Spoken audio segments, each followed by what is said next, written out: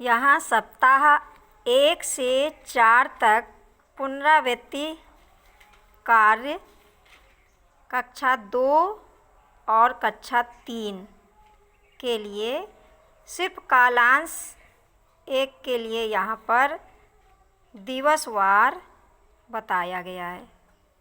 जैसा कि हम सभी जानते हैं कि कक्षा 2 और 3 में सप्ताह 1 से 4 तक पुनरावृत्ति कार्य होता है।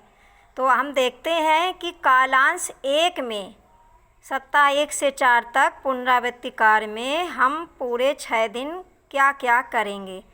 तो कालांश 1 में पहले दिन कक्षा 2 में 3 काम करने होंगे। मौखिक खेल एक गतिविधियाँ हैं जो संदर्शिका के पीछे दी हुई हैं, और दूसरा है सेल यानी सामाजिक भावनात्मक विकास से संबंधित गतिविधियाँ हैं, ये भी संदर्शिका के पीछे दी हुई हैं। और लेखन कार्य के अंतर्गत अधिकतर चित्र पर कार्य होगा। क्योंकि ये कालांश 1 की बात है तो यहाँ पर सभी कार्य लेखन कार्य के अंतर्गत चित्र पर आधारित होंगे। तो हमने देखा कि कक्षा 2 में पहले दिन कालांश 1 में मौखिक खेल, सेल, लेखन कार्य यानी ये 3 काम हमें करने हैं। कब करने हैं? सप्ताह 1 से 4 तक हर पहले दिन। इसी तरह कक्षा 3 में भी पहले दिन हमें मौखिक खेल, सेल और लेखन कार्य पर काम करना है। तो इस तरह से कक्षा 2 और 3 के लिए कालांश 1 में पहले दिन क्या क्या काम करना है। अब आते हैं हम दूसरे दिन देखते हैं कि दिया है चित्र चार्ट और लेखन कार्य, यानी यहाँ सिर्फ बात कालांश 1 की ही हो रही है।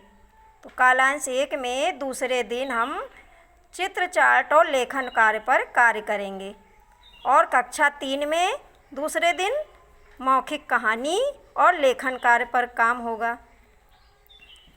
आगे आते हैं तीसरे दिन हम फिर से चित्र चार्ट और लेखन कार्य पर काम करेंगे, यानी कक्षा 2 में जो काम दूसरे दिन हुआ वही काम तीसरे दिन भी होगा। और कक्षा 3 में तीसरे दिन चित्र, कहानी, पोस्टर और लेखन कार्य पर काम होना है।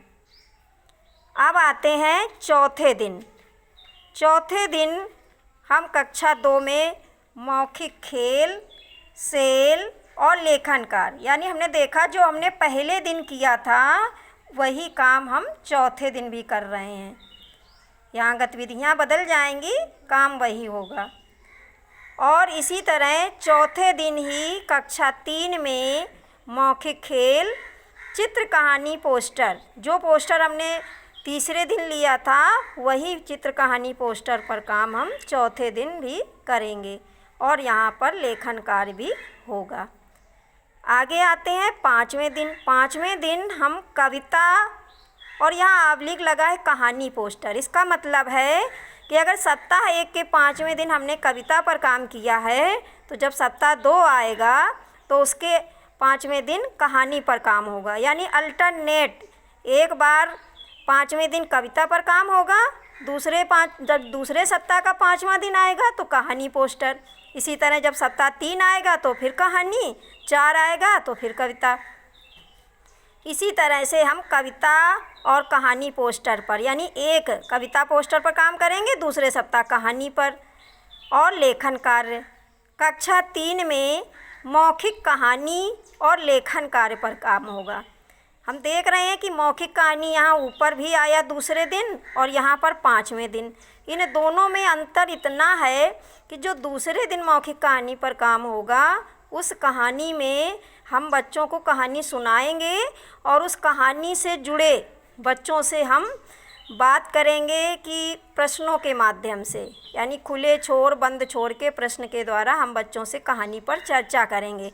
और जो यहाँ पर मौखिक कहानी होगी, कहानी हमें यहाँ भी सुनानी है, लेकिन यहाँ पर हम बच्चों से बात करने का हमारा जो तरीका है, प्रश्न यहाँ भी होंगे लेकिन हम प्रश्न यहाँ उन्हें काल्पनिक और अनुभव आधारित जोड़कर करेंगे। जैसे आप इस कहानी में अगर आप कौवा होते तो क्या करते, यानी इस तरह का काम हमें 5वें दिन मौखिक कहानी में करना है।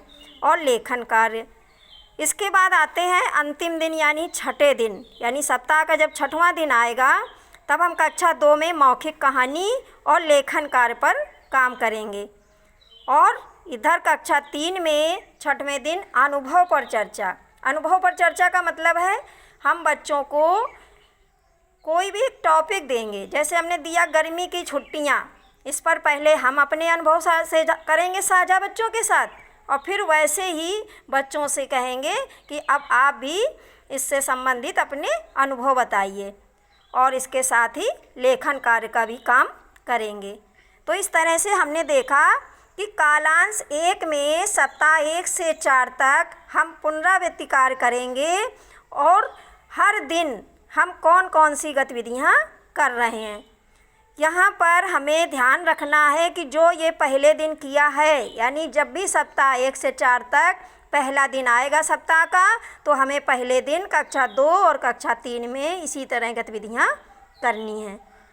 तो इस तरीके से ये पुनरावृत्ति कार्य कक्षा 2 और 3 का कालांश 1 के लिए था। अगले वीडियो में आपको इसके आगे का जो भाग है वो मिलेगा। धन्यवाद।